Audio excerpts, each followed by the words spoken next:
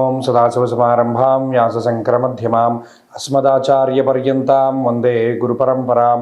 జ్యోతిష్శాస్త్రాన్ని భావితరాల వారికి ప్రసాదించిన ఋషుల యొక్క పాదపద్మాలకి నమస్కారం చేసుకుంటూ, అలాగే నాకు జ్యోతిష విద్యను నేర్పిన గురువర్యులు జ్యోతిష బ్రహ్మ కీర్తిశేషులు శ్రీ ఏరంకి సూర్యనారాయణమూర్తి గారు సూర్యశ్రీ దైవజ్ఞ గారి యొక్క పాదపద్మాలకి నమస్కారం చేసుకుంటూ, ఓం శ్రీ మహాగణాధిపతి నమః, శ్రీ గురుభ్యో నమః, హరి ఓం.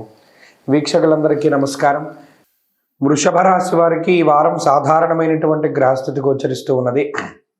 గత వారంతో పోల్చుకుంటే చెప్పుకోదగ్గ గ్రహస్థితి మార్పు ఏమీ కూడా ఈ వారంలో లేదు. అయినప్పటికీ ఈ రాశి వారికి దీర్ఘ సంచార గ్రహాల అనుకూలత వల్ల ఆర్థిక పరిస్థితులు, ఆరోగ్య పరిస్థితులు చాలా మెరుగ్గా ఉన్నాయి. ఈ వారంలో తలపెట్టినటువంటి కార్యక్రమాలన్నీ చాలా దిగ్విజయంగా పూర్తి అవుతాయి. విందు విహారయాత్రలు, తీర్థయాత్ర లాంటి వాటిలో పాల్గొంటారు. మానసిక ప్రశాంతత ఉంటుంది. ఆదాయ మార్గాలు ఎక్కువగా ఉంటాయి. అనుకున్నటువంటి అన్ని ఆదాయ మార్గాల్లోనూ ధనాన్ని సంపాదించగలుగుతారు. ఖర్చు పెట్టేటువంటి చోట చాలా జల్సాగా ఖర్చు పెట్టుకుంటారు. సంపాదించుకునేటప్పుడు చాలా ఓపికగా, చాలా శ్రద్ధతోటి సంపాదించుకుంటూ ఉంటారు వృషభ రాశి వారు.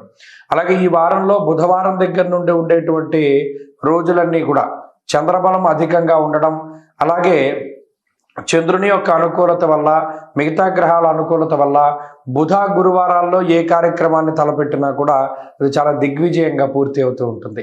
ఉద్యోగపరమైనటువంటి ఎదుగుదల ఉంటుంది. వ్యాపార పరంగా 10 మందిని ఆకర్షించుకోగలుగుతారు. ఎవరైతే మీకు శత్రువులు ఉన్నారో వారిని కూడా మీరు ఆకర్షించుకోగలుగుతారు. మిత్రత్వాన్ని పెంపొందించుకోగలుగుతారు. భాగస్వామ్య వ్యాపారస్తులు లబ్ధి పొందడానికి అవకాశం ఉంటుంది. షేర్ మార్కెట్లు, జోదము, స్పెక్యులేషను ఇటువంటి వాటిలో మాత్రం ధనాన్ని పెట్టుకోకూడదు.